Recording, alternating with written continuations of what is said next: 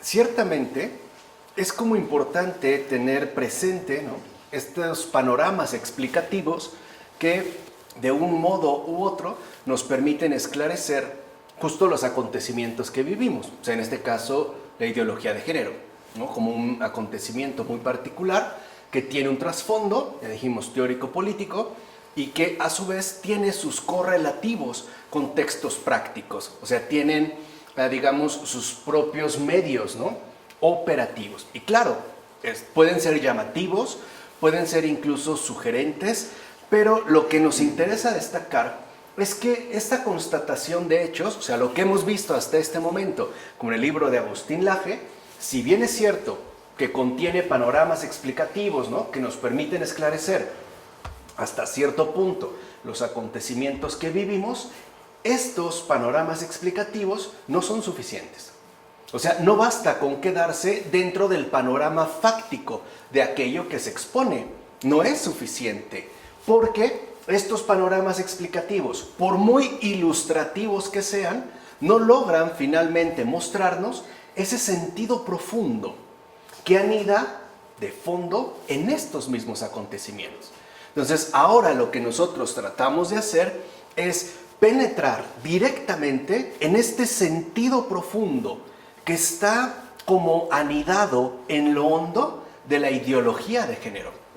No basta, insisto, con quedarse con un panorama ilustrativo. Claro, es importante, pero no es suficiente. Eso hay que tenerlo como muy en cuenta. En efecto, la ideología de género es, sin lugar a dudas, un acontecimiento actual. Y justo por ser tal, asimismo va a contener un sentido profundo que es necesario traer a la luz. O sea, no solo nos queremos quedar en el plano netamente iluminado de lo que ocurre. No, es importante profundizar e ir al fondo para poder, ¿no?, traer a la luz ese sentido profundo, oculto y oscuro que ahí se encuentra. Sin este esclarecimiento, o sea, sin este necesario esclarecimiento, entonces va a ser inevitable que se incurran en errores que, dicho sea de paso, todo parece indicar que se han vuelto de lo más frecuentes. Por ejemplo, intentar combatir la ideología de género sin comprenderla. Error. O sea, pensando que porque uno tiene cierta noción de hechos, ¿no?, o que tiene un panorama más o menos explicativo, ya está en condiciones de combatirla. Error. O bien, adherirse a la ideología de género desde la ignorancia. O sea, por negligencia, por pereza intelectual. O bien, llegar a considerar, y sería lo peor de todo, que se trata de algo que en definitiva no nos incumbe. Entonces, aquí habría, digamos, como el peligro, o este triple peligro latente, en el que se puede incurrir en tanto tres formas distintas de error, cuando no se logra este esclarecimiento, ¿no?, profundo de tal hecho. Repito, el que se intente combatirla sin comprenderla, desde la superficialidad, o que uno quede adherido, entrampado, seducido por ella, desde la carencia, desde la ignorancia, o que uno incurra en la indiferencia. Decir, pues bueno, eso no me compete, no me interesa, y es algo, ¿no?, que no me toca a mí. O sea, en pocas palabras, no me incumbe. No.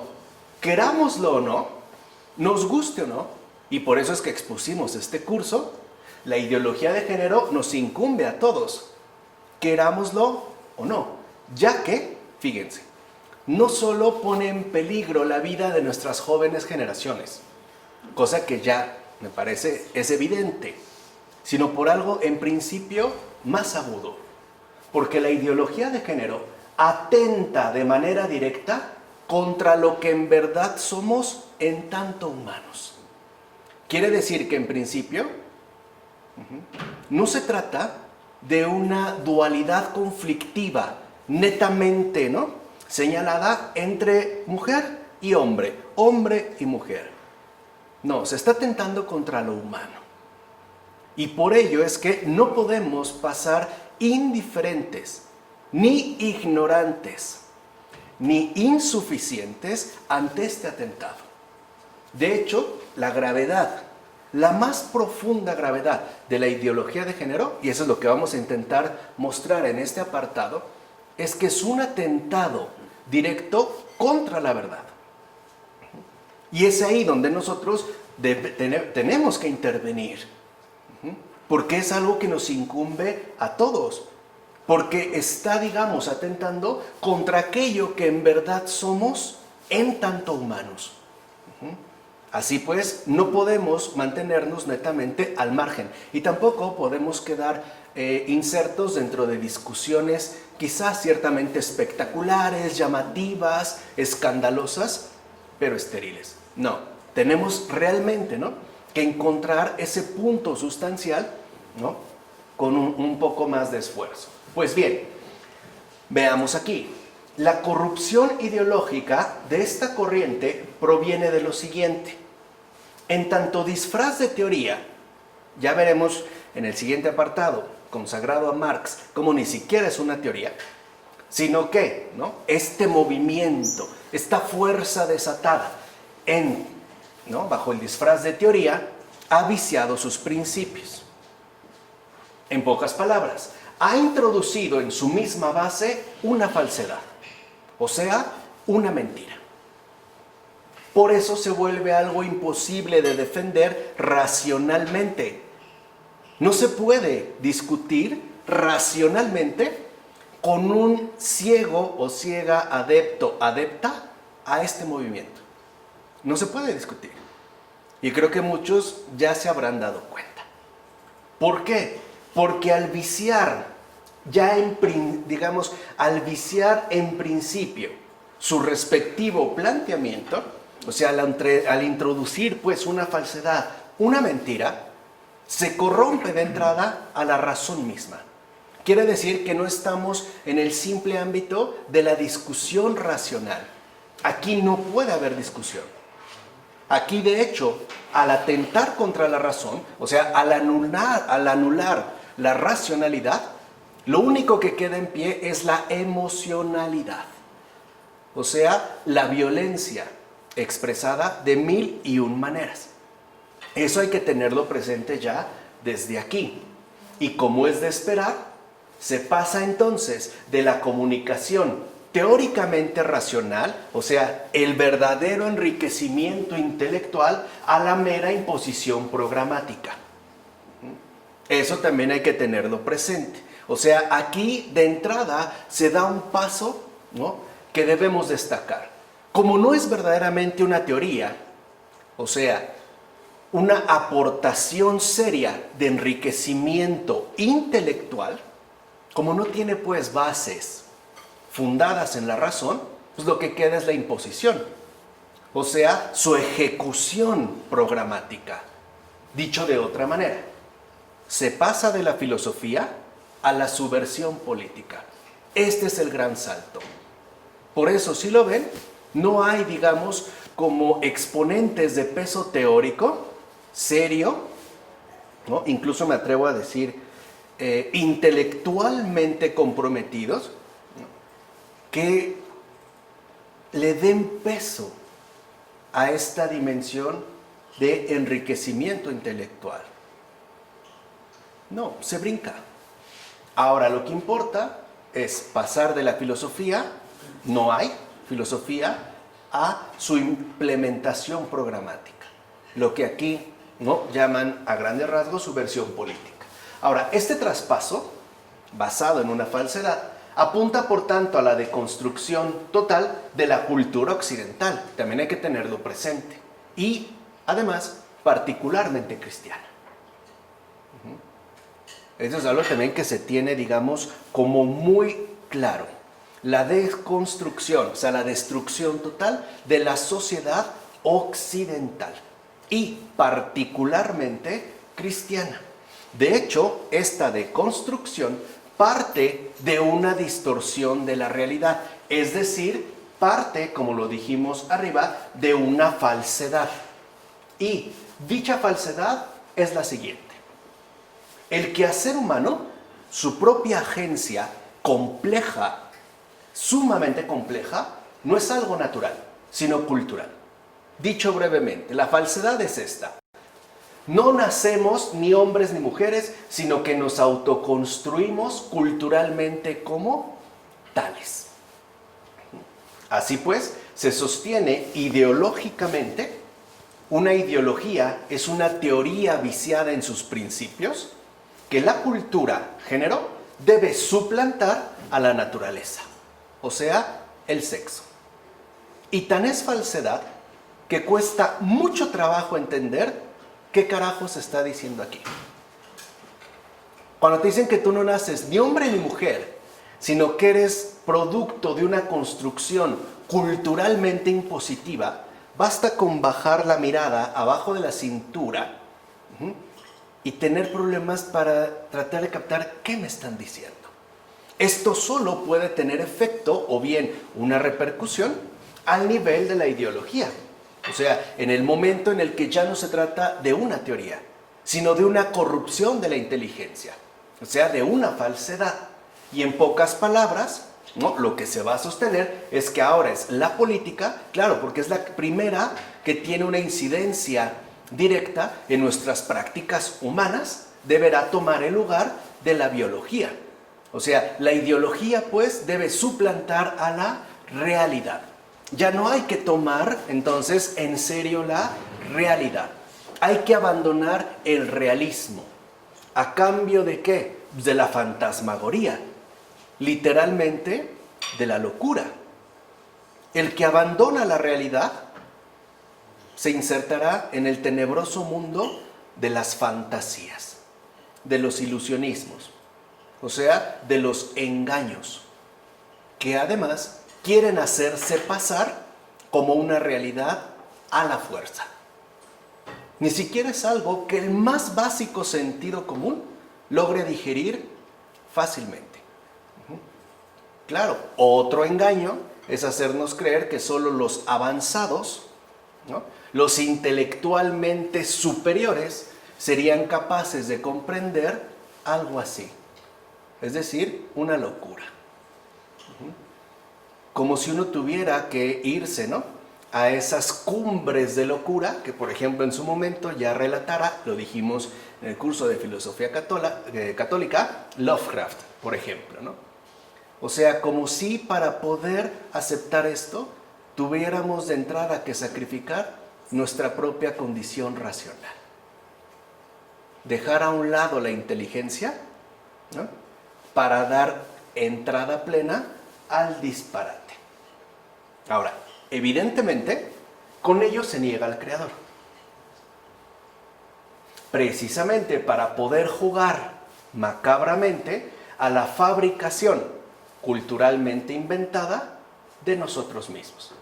Y como no es filosóficamente defendible tal intento, pues entonces habrá que dar paso a la imposición, a la fuerza, a la violencia.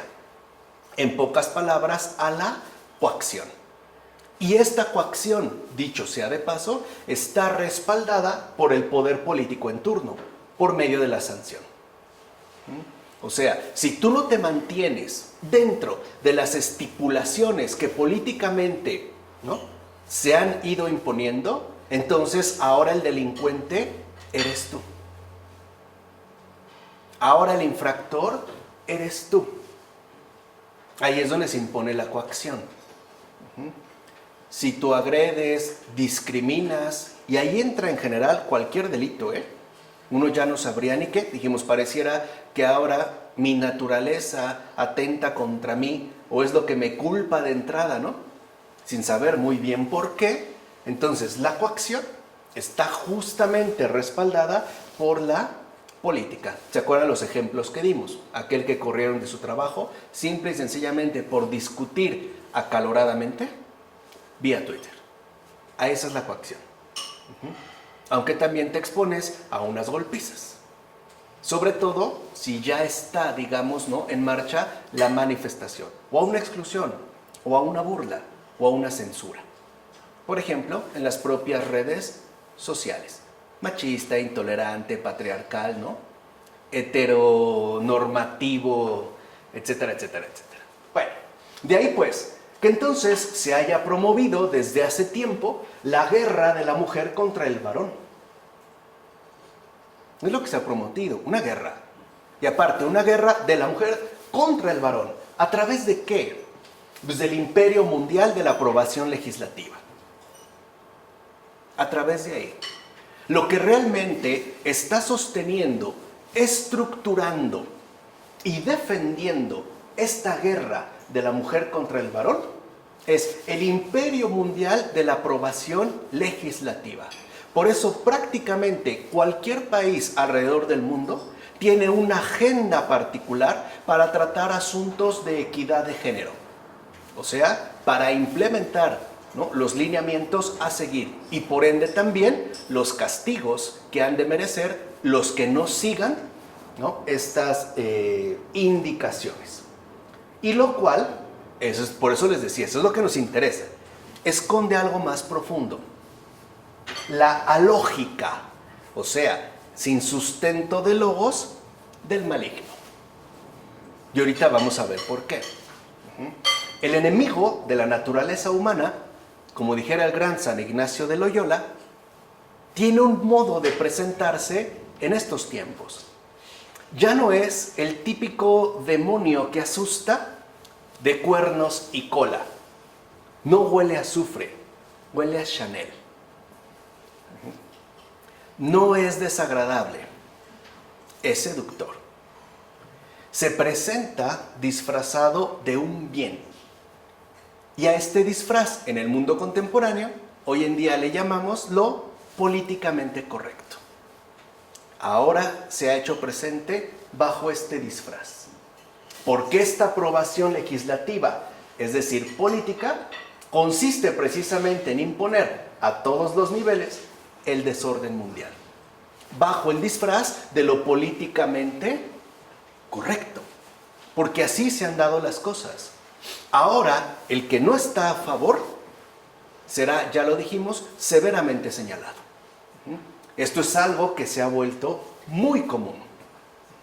Y ahorita también entenderemos por qué. Como dijera el gran Joseph Ratzinger en 1997, fíjense, hace más ya de 20 años, dice: hay tentativas de construir el futuro que se inspiran en forma más o menos profunda en las fuentes de las tradiciones liberales. Estas tentativas están asumiendo una configuración cada vez más definida. Incluso podemos decir que hoy en día ya están ultra definidas, pero en el 97 no, pero él ya las había visto. Estas tentativas cuya configuración es cada vez más definida. Dice, la cual, vean, está presente bajo el nombre de Nuevo Orden Mundial. Y encuentran expresión cada vez más evidente en la ONU y en sus conferencias internacionales. En particular en las del Cairo y de Beijing, que ahora llamamos Pekín.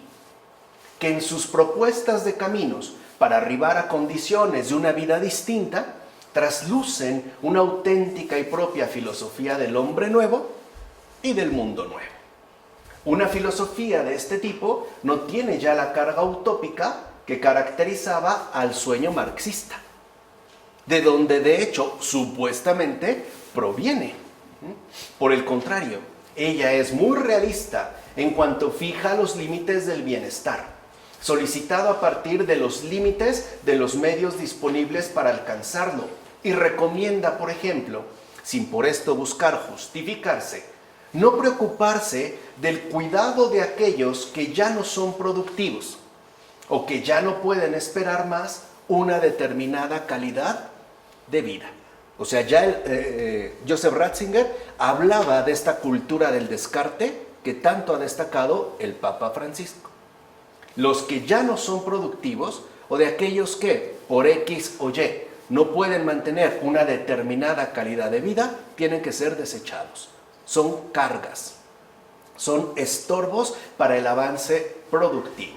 Además, continúa Ratzinger, esta filosofía ya no espera que los hombres, los seres humanos, habituados ahora a la riqueza y el bienestar, estén dispuestos a hacer los sacrificios necesarios para alcanzar un bienestar general.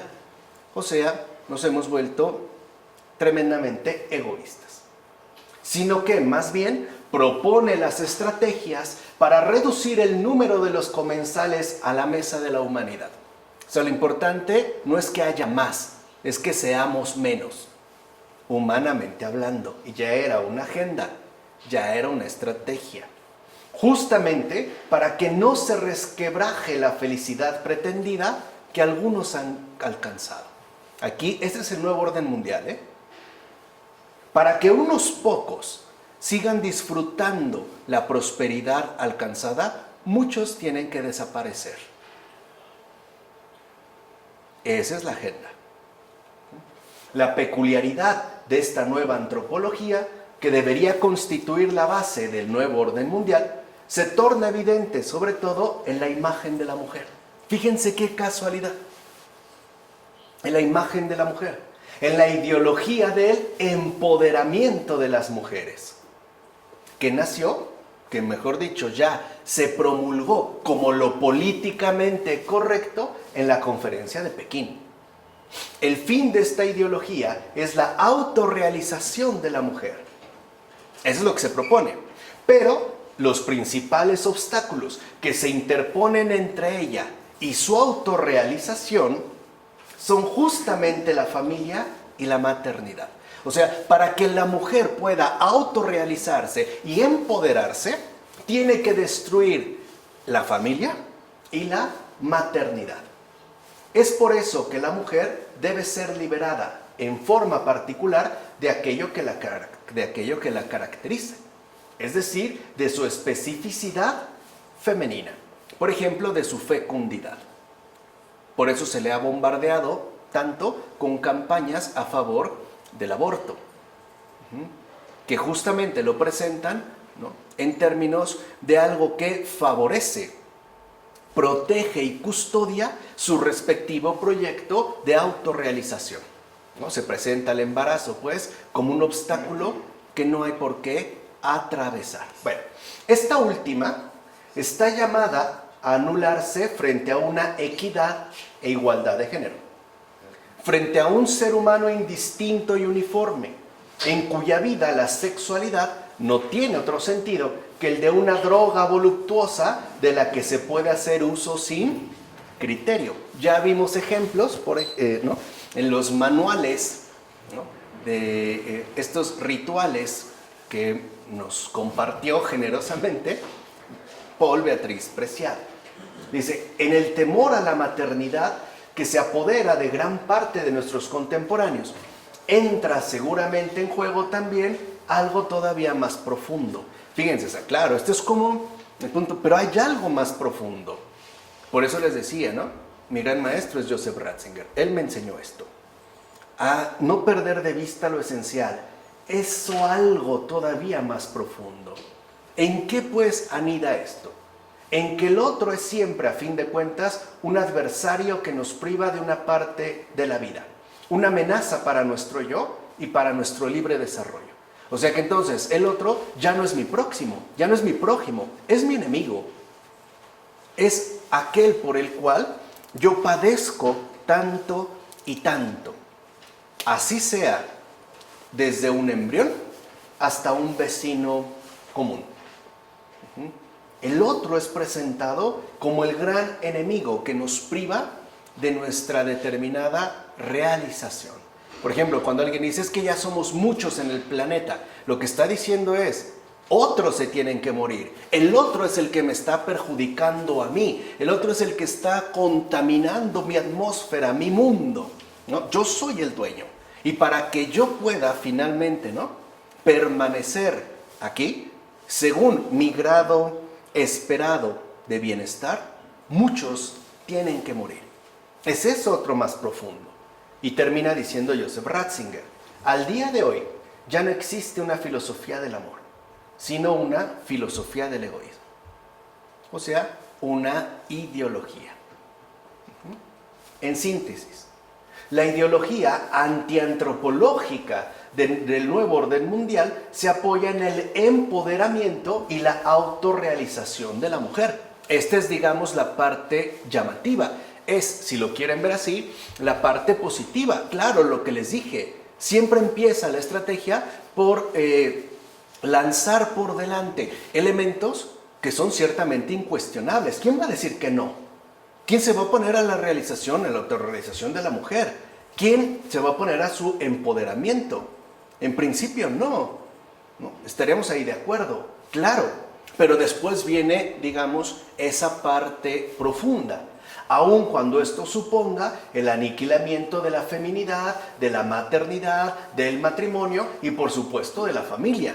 En pocas palabras, el empoderamiento de las mujeres y la autorrealización de la mujer, tal y como aquí es presentado, o sea, según la ideología antiantropológica del nuevo orden mundial, a lo que apunta es a la aniquilación total de la misma humanidad. Se acaba la madre, se acaban los hijos. Al no haber matriz, no hay continuidad. Si no hay maternidad, no hay descendencia. ¿Se entiende? ¿Se entiende la estrategia? Empoderar a la mujer para acabar con la humanidad en su conjunto. Esa es la aniquilación total. Dicho aniquilamiento es lo que se disfraza bajo el nombre de igualdad de género. A su vez, esta igualdad de género se apoya en la dictadura del relativismo, que en tal caso adopta la estrategia programática de una relativización de los sexos.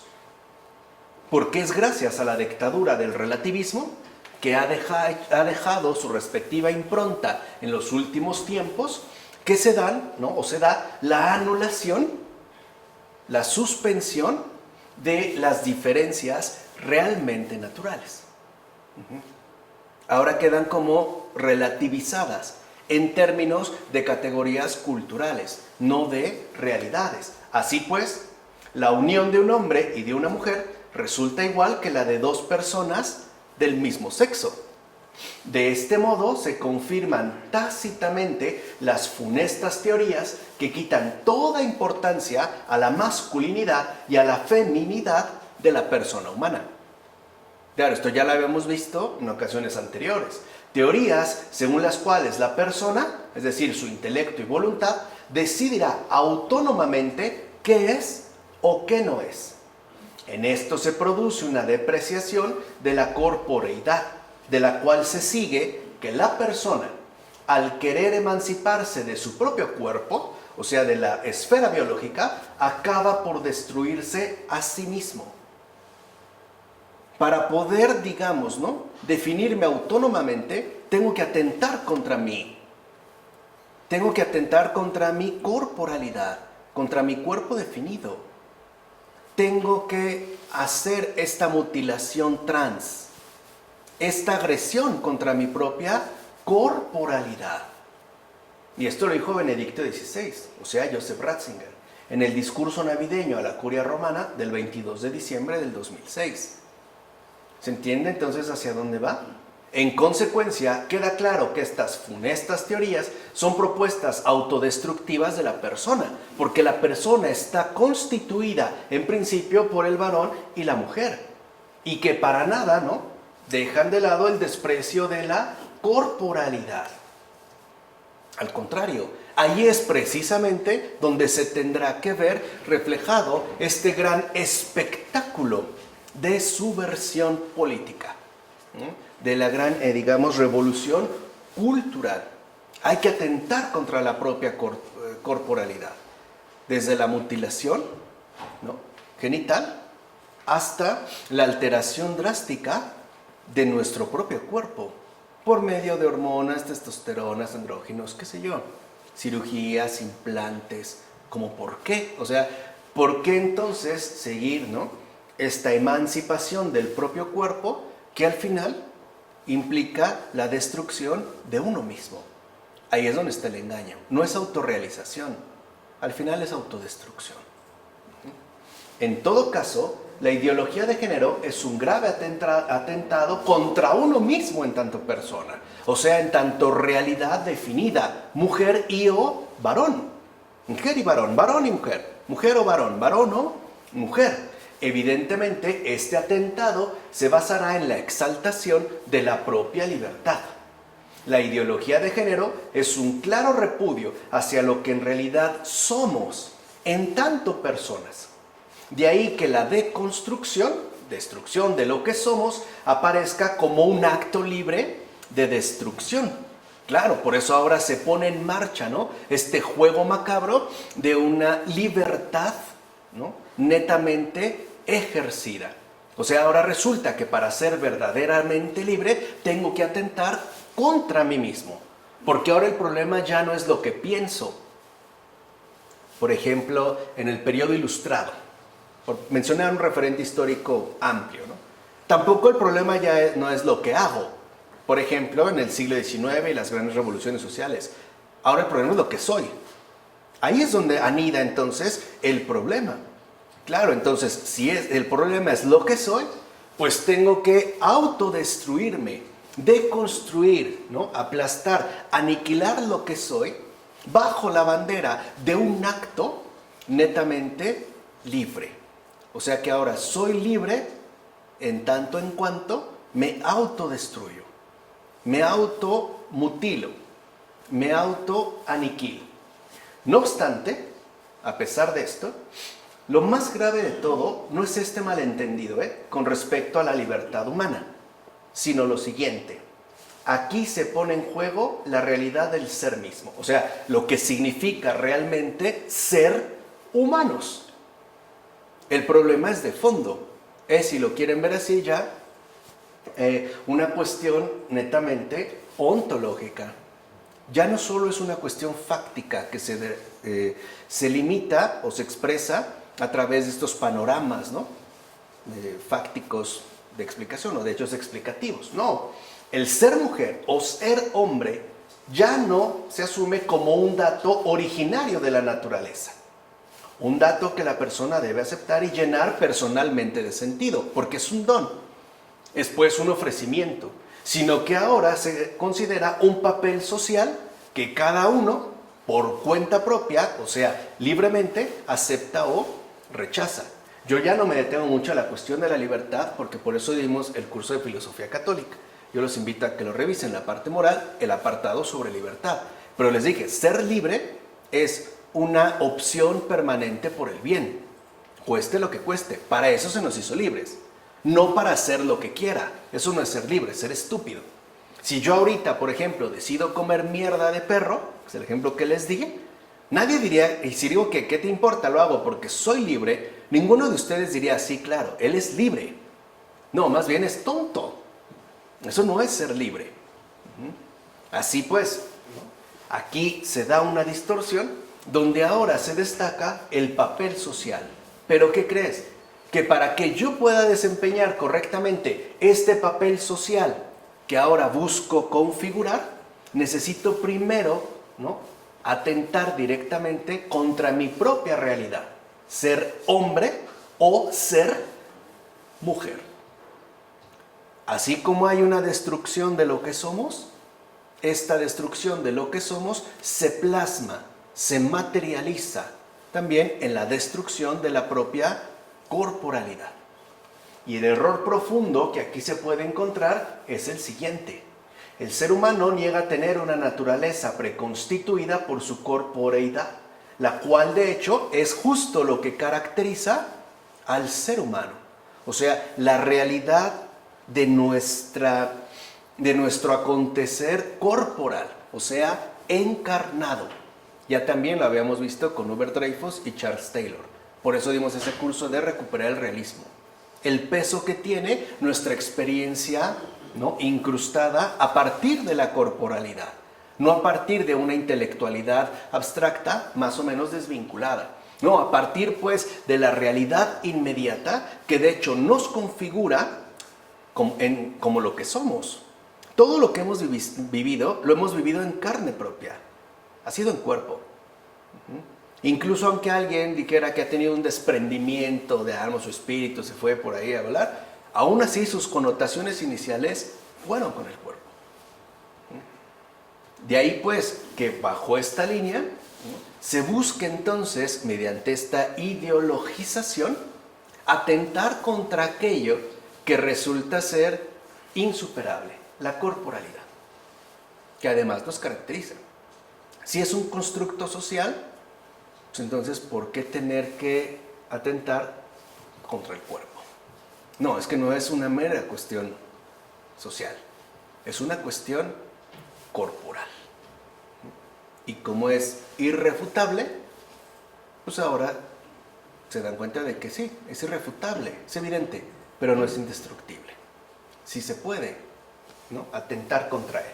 A continuación, se niega entonces la propia naturaleza y por tanto se pretende convencer de que nada de lo que realmente somos es un hecho preestablecido.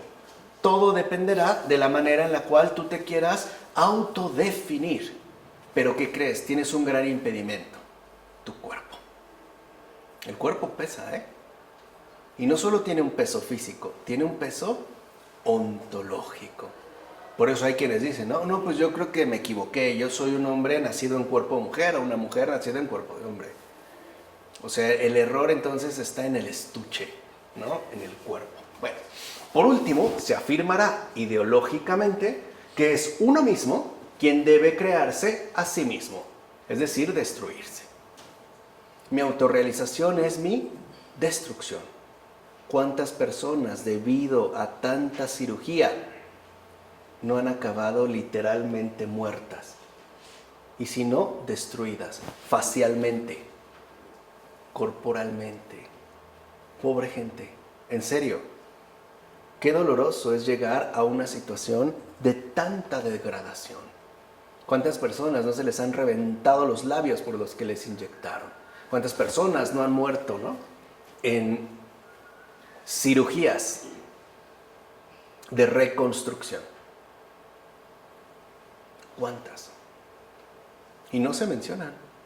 Parecieran que una por allá, ¿no? Claro, las que nos presentan, digamos, son los éxitos, ¿no?, de las intervenciones quirúrgicas de revista, de Instagram, de Facebook.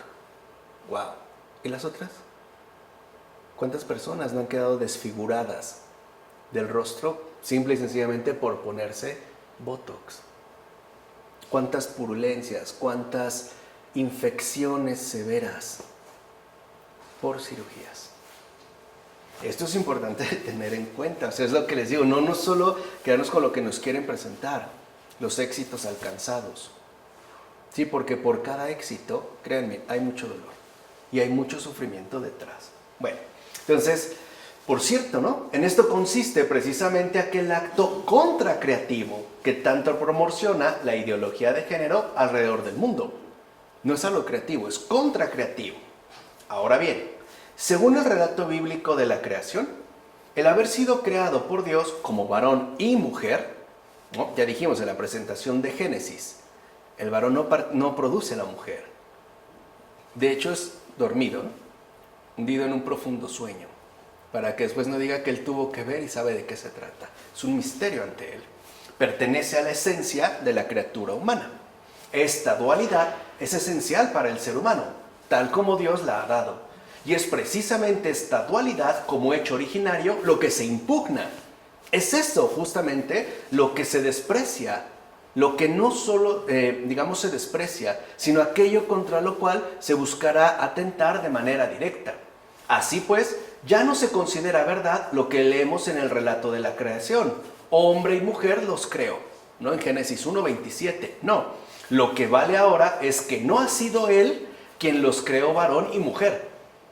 Ya no es él, sino que ha sido la sociedad la que nos ha determinado. Por eso ahora somos nosotros mismos, en tanto autónomos, y por eso dimos el curso de la invención de la autonomía, quienes hemos de decidir al respecto. Dios no cuenta. Hombre y mujer como realidad de la creación, como naturaleza de la persona humana, ya no existe. La persona misma niega, fíjense, esto es a lo que quiero llamar la atención, en carne propia, su propia naturaleza.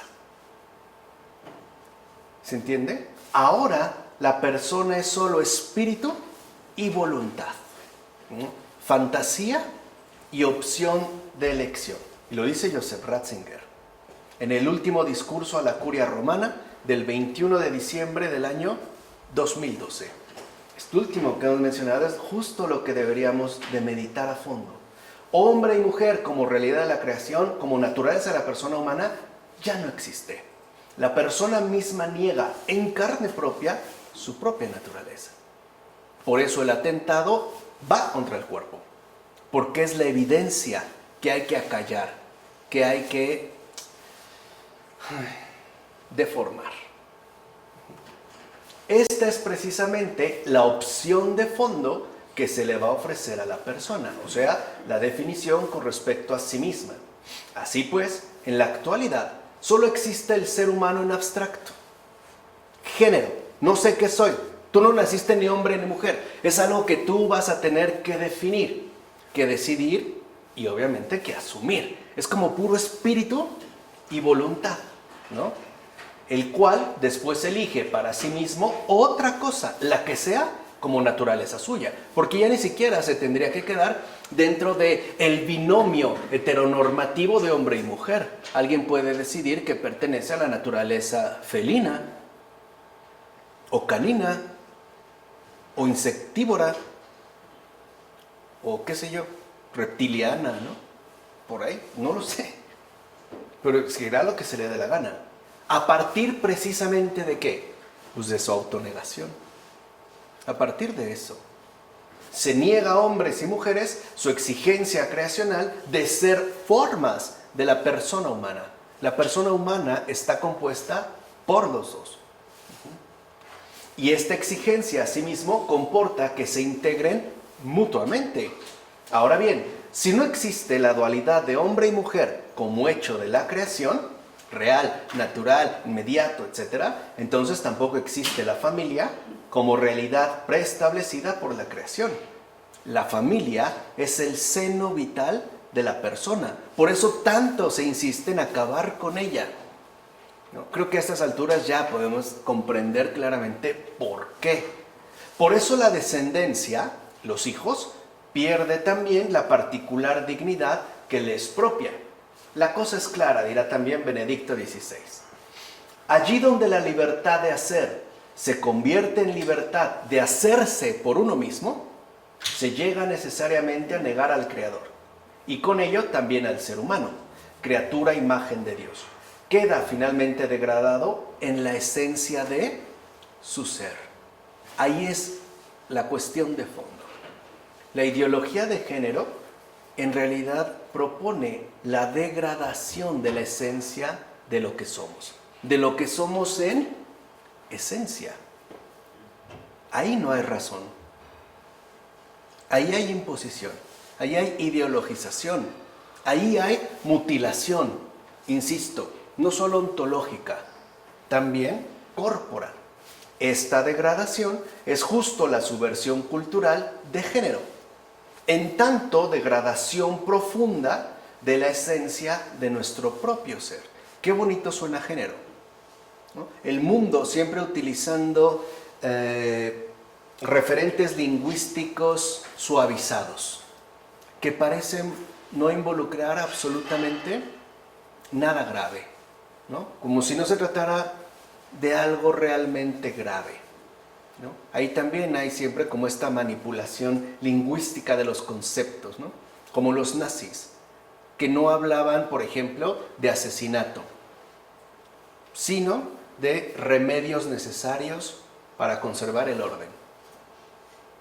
No se habla, por ejemplo, de abortar en términos de matar o asesinar, no, es interrupción legal del embarazo. Qué bonito suena, ¿no? Como que uno dice, sí, no hay ningún problema. Bueno, por cierto, tal degradación es consecuencia o proviene, ojo, de una astuta desviación. Aguas con esto. La sentencia dirigida a la antigua serpiente, pondré enemistad entre ti y la mujer, entre tu linaje y el suyo, tal como se puede leer en Génesis 3, versículo 15, ha sido desviada de objetivo por la propia serpiente, ya que es en verdad inevitable que el linaje de la mujer le hiera la cabeza. El demonio sabe perfectamente bien que esto va a suceder. No se puede evitar, porque Dios lo ha dicho. Y lo que Dios dice, se hace. Aquí hay un señalamiento, ¿no? Pondré enemistad entre ti y la mujer, entre tu linaje y el suyo. Hay un señalamiento. La mujer ahora está llamada a encabezar una enemistad tajante, frontal, contra el engañador, contra el demonio mismo. La mujer es la figura apocalíptica de estos tiempos, es la figura sobresaliente de estos últimos tiempos, de los últimos tiempos. Por eso es tan atacada, por eso es tan, engañada. Porque es ella la que tiene este papel por demás protagónico. Y vea nada más contra quién, contra la propia serpiente. ¿Sabe que esto es algo dado? ¿Qué es lo que ha hecho? Por decirlo brevemente, como hay este señalamiento, ¿no? Y digamos que la mujer ahora queda enfocada señalando a la serpiente, es contra ti, el problema, ¿no? La bronca es contra ti, tu linaje contra mi linaje, o sea, tus demonios contra mis hijos, es contra ti. Imagínense que el demonio en este señalamiento, ¿no? Así, astutamente se pasó al lado y al quedar de lado lo cambió de objetivo. Le dijo, no, tal enemistad ya no es hacia mí, es hacia él, hacia el varón. Fue él. ¿Se entiende? Este ha sido su estrategia. Eso es justo lo que también se esconde detrás de la ideología de género. En ese fondo, el desvío de la enemistad inevitable. Ahora la mujer no va contra el demonio, devorador de sus hijos. Ahora va contra el hombre, su compañero de peregrinaje. Ahora va contra el que le acompaña. Es como si le dijeran, es contra él, y ya lo tiene. No, y te desvió a él. Entonces a él. Es esta desviación. La fuerza concedida de ataque cambia por tanto de objetivo. Ya no se trata de vencer a la serpiente, al demonio, sino de acabar con el varón, en tanto ahora enemigo declarado. La heteronormatividad. Ahora el enemigo no es el diablo. Ahora el enemigo es el varón. Y ya ni siquiera el varón. Lo vimos hacia el final, ¿no? De la intervención anterior. Simple y sencillamente, el enemigo o la enemistad es la heterosexualidad normativa. Lo hetero, a grandes rasgos. Ahí está el enemigo. Por lo tanto, al atacar al varón, la propia mujer atenta contra sí misma. O sea, destruye la esencia de su propio ser. Porque recordemos que las mujeres y los hombres son precisamente las formas constitutivas de la persona. ¿Se acuerdan, no? La secuencia de Génesis. Le pregunta Adán. La que empezó todo fue la serpiente. Cae Eva y después cae Adán. Es la línea. Dios endereza las cosas no siguiendo esa estrategia de la serpiente. Comienza por Adán. ¿Quién fue? Adán remite a Eva y Eva a la serpiente. Y el Señor comienza, ¿no? Ahora por Adán, otra vez, y termina en la serpiente. La mujer debe enfocarse en acabar contra ese su enemigo. Ahora, simple y sencillamente, se cambia la estrategia y se apunta contra el varón.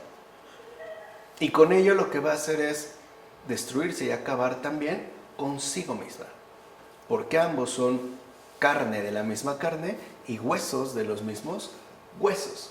De ahí pues que la persona se vuelva contra sí misma, o sea, se transforme ya en gesto declarado de total enemistad y autodestrucción. En síntesis, si la mujer señaló a la antigua serpiente como causa de su desgracia, ahora ésta desvía el señalamiento y lo dirige hacia el sexo masculino. El hombre, por tanto, debe ser aplastado, por ende aniquilado. Es la distorsión del Génesis.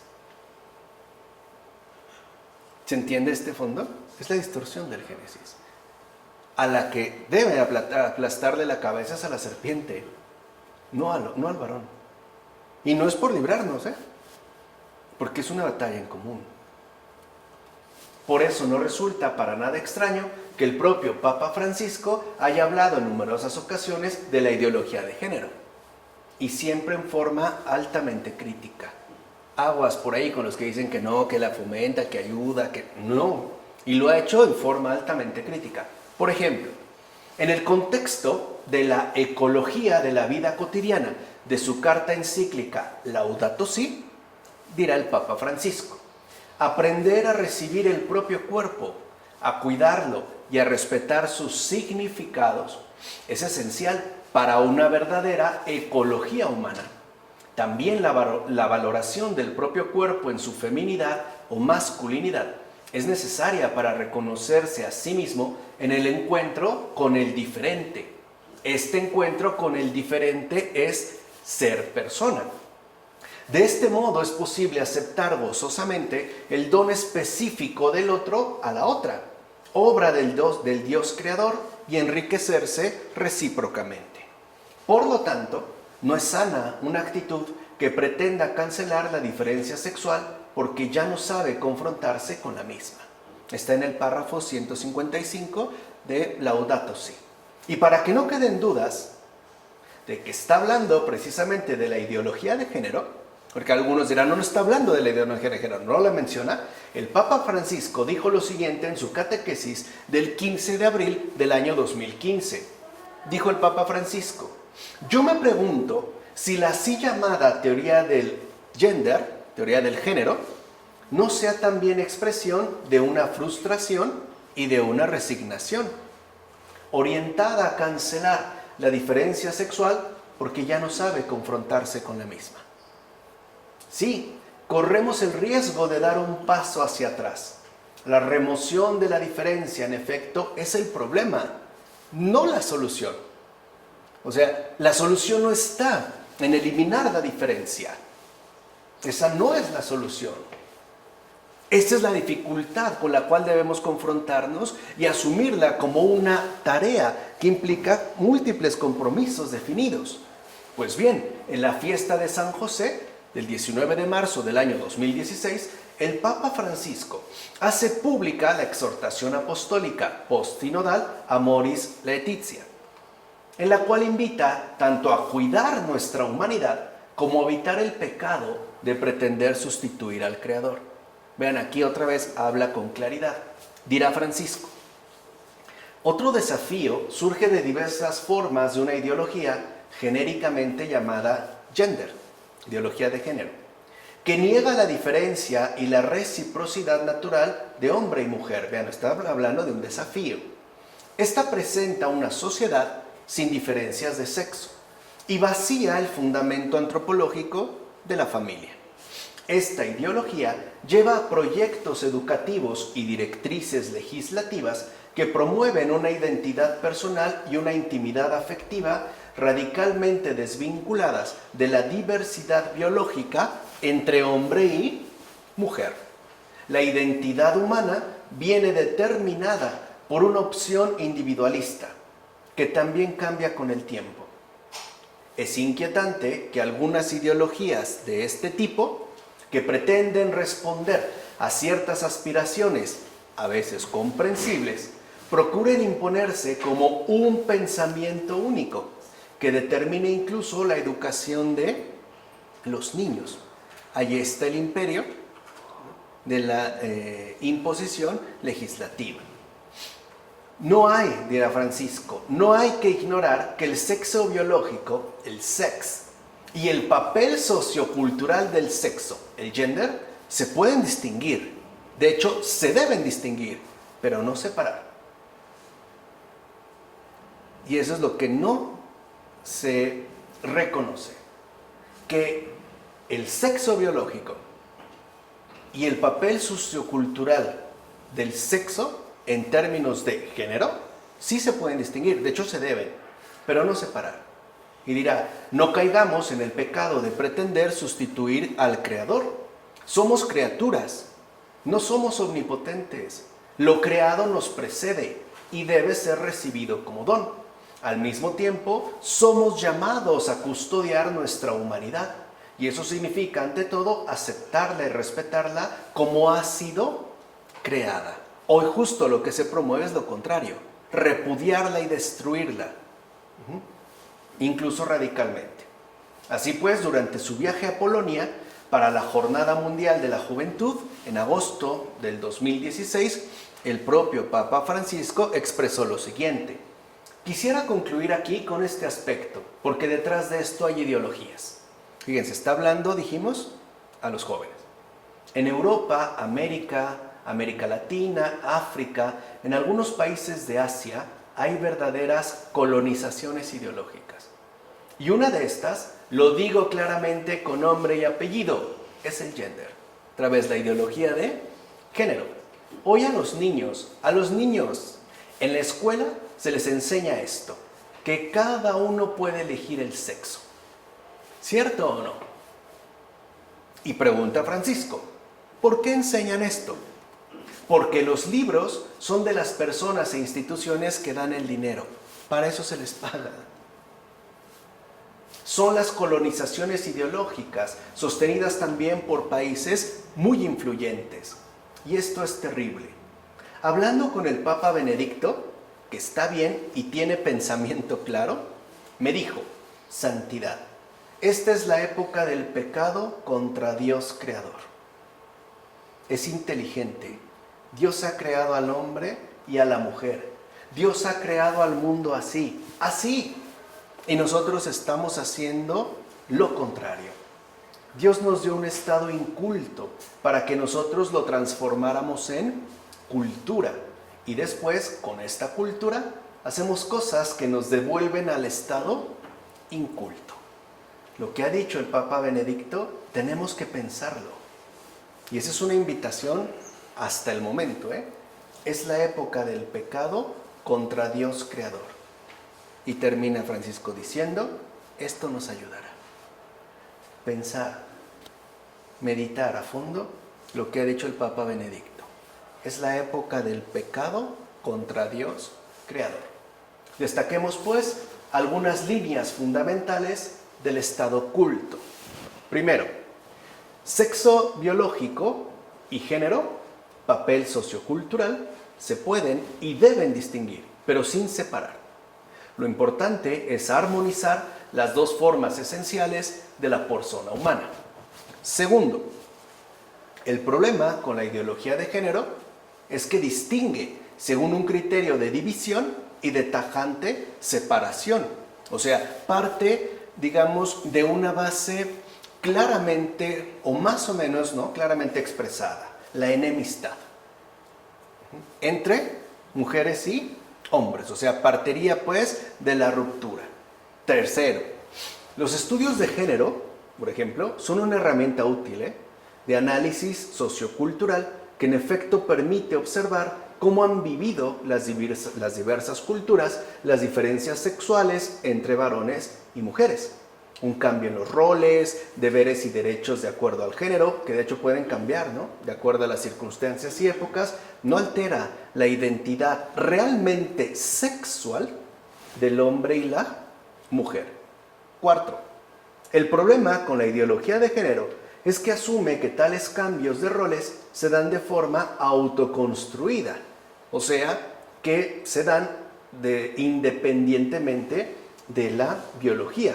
Justo lo hace, ¿no?, para poder diseñar al deseo autónomo de una autocreación genérica, que dijimos no es neutra, es finalmente contra el cuerpo.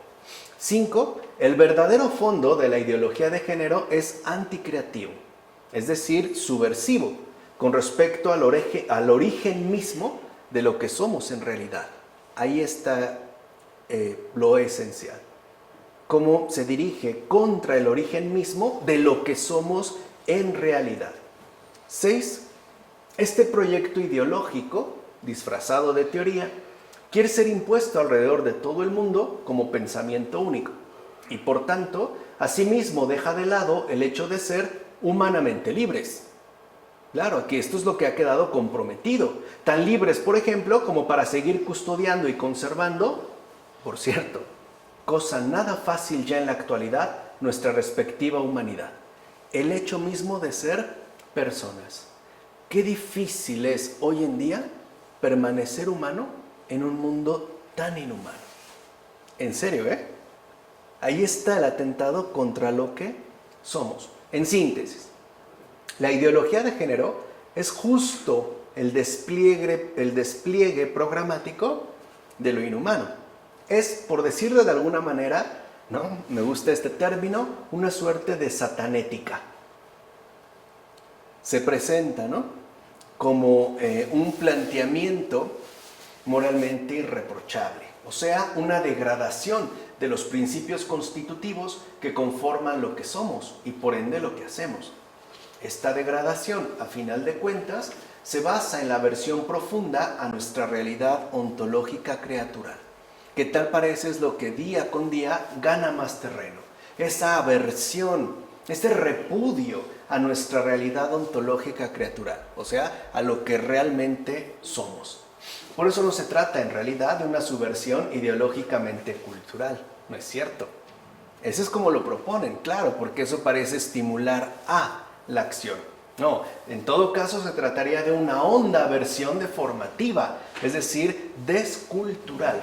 No podemos ya ignorar que, como toda ideología, la propia ideología de género se vale de mecanismos impositivos para llevar a cabo el establecimiento de sus respectivas doctrinas. Algo que por eso se impone, ¿no?, el carácter de obligatorio en los programas de estudio, en las instituciones públicas, en los discursos, en el uso de las redes, incluso ahora, ¿no?, con el nuevo dispositivo que sacó Samsung, donde ya no tiene ni A ni O, sino una X y una doble X, por ejemplo.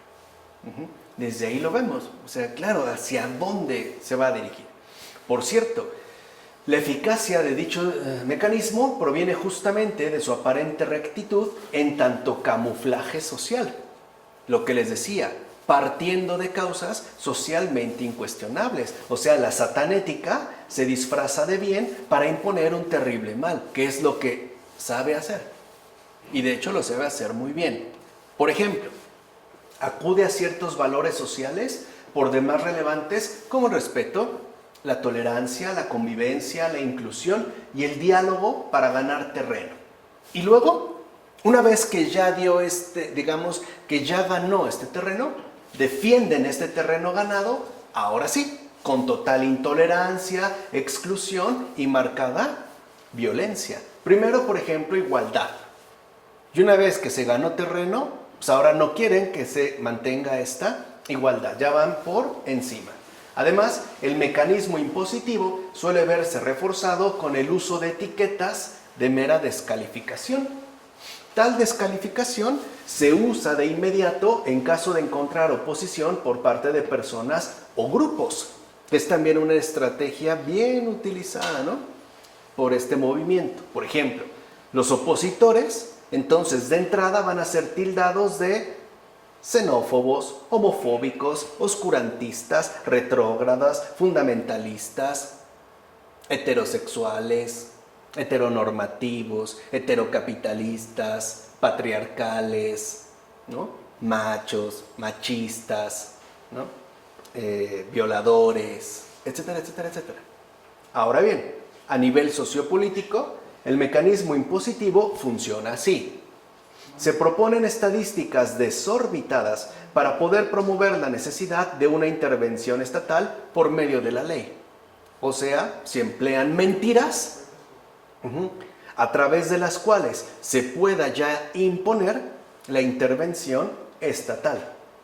Una vez que se ha dado este paso, a continuación, se debate el problema desde una perspectiva unilateral. Por ejemplo, ofreciendo estadísticas de los logros alcanzados en otros países. Ya ha habido avances, ¿no? Suecia, Finlandia, Suiza, etc. Al mismo tiempo que presentan casos reales o hipotéticos altamente emotivos. Vean otra vez cómo no se dirige a la racionalidad, sino a la emotividad. Finalmente, una vez que la ley ya es promulgada a su favor, lo que antes era penado o inmoral, o sea, a grandes rasgos, anormal, se convierte en un derecho a reclamar. Y ahora ya cambió, digamos, ¿no?, su presentación. Lo que antes era penado e inmoral, ahora es un derecho e incluso se va a ir un paso adelante para presentarlo en términos de algo bueno.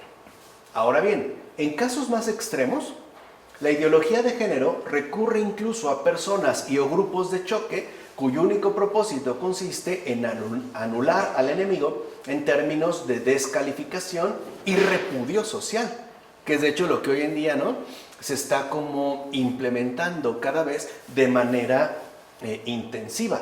Por lo regular, estos grupos se valen de la mentira, la exageración, el insulto y la agresión para así intimidar mejor a todos los posibles oponentes. Y hay un montón de videos que uno puede ver justamente esta línea estratégica. Pues bien, no habrá que tener miedo, pues el ataque se debe a lo que uno representa, no tanto a lo que uno puede haber dicho o expresado. De hecho, el objetivo es que se abandone el combate por anticipado. De eso se trata. Que uno diga, no, mira, ya mejor ni te metas, mantente al margen. Claro, para que sigan ganando terreno. El problema no es ya lo que decimos. Al final el problema es lo que somos. Justamente lo que buscan es que uno cierre la boca, que no intente seguir hablando en contra de sus posturas en un futuro. ¿Qué es lo que con ello? ¿Qué logran? Pues que los silenciados ahora queden como los verdaderos culpables. ¿Se entienden todas las estrategias? O sea, todas estas maniobras, ¿no? Todo esto es obra del que inyecta confusión, división y enfrentamiento destructivo. A final de cuentas, como dijera el Papa Francisco, Satanás intenta destruir a la humanidad, a todos nosotros, Esa es, digamos, su obsesión, que aparte le desgarra, porque es lo que más detesta y lo que no puede quitarse de encima, ¿no? Lo que le obsesiona. Bueno, tantos planes, tantos y tantos proyectos de deshumanización del hombre son obra suya, simplemente porque odia al ser humano. Es astuto. Ya lo dice la primera página del Génesis. Es astuto. Presenta las cosas como si fueran buenas, aunque su intención es la destrucción. En sus planes de destrucción, Satanás inventa excusas humanísticas, pero que van al final contra el ser humano, contra toda la humanidad y contra Dios. Lo dijo en su homilía en Santa Marta, el 29 de septiembre del año 2014. Ejemplos de tales proyectos humanísticos, que ya vimos lo que realmente esconden, tenemos muchos. Por ejemplo, el matrimonio igualitario, la interrupción voluntaria del embarazo no deseado. Fíjense todo este maquillaje, ¿no? La educación sexual integral, la destrucción y el congelamiento de embriones, la identidad sexual sin apoyo en la naturaleza biológica, el recrearse uno mismo a espaldas del creador y sobre todo el empoderamiento de la mujer mediante el envilecimiento del varón. Por supuesto, hay otros proyectos humanísticos que, aunque son más sutiles, no dejan de ser sumamente venenosos. Por ejemplo, la construcción social de niñas y niños mediante la desnaturalización programada, es decir, educativa. En esto consiste, dicho sea de paso, ese gran proyecto de ingeniería social a gran escala que ya está implementándose alrededor de todo el mundo y prácticamente en todas y cada una de las escuelas de este planeta, de un modo o de otro. No se trata entonces de llevar a cabo una discusión estéril con respecto a la ideología de género, sino que hay más bien que reubicar su oculta postura de gestación, cosa que evidentemente no es posible observar a simple vista. De hecho, como veremos a continuación, en un nivel más inmediato, la ideología de género es una profunda traición, ya que rebosa de infidelidad. Ahí lleva el sello de su inspirador, la traición, el traidor, la infidelidad. En efecto, la ideología de género, como ya veremos la siguiente ocasión, es traición, trastorno desde el principio, pues tal disfraz teórico no es sino infidelidad a Dios, infidelidad a la verdad, infidelidad a la realidad, infidelidad a la persona, hombre, mujer, infidelidad al propio lenguaje e infidelidad a la cultura como tal. Eso es. Así pues, no es de extrañar que la ideología de género parta también de una flagrante traición al propio Marx, que es lo que veremos la siguiente ocasión. ¿De acuerdo? Vamos a dejar este. Del Padre, del Hijo, del Espíritu Santo. Amén.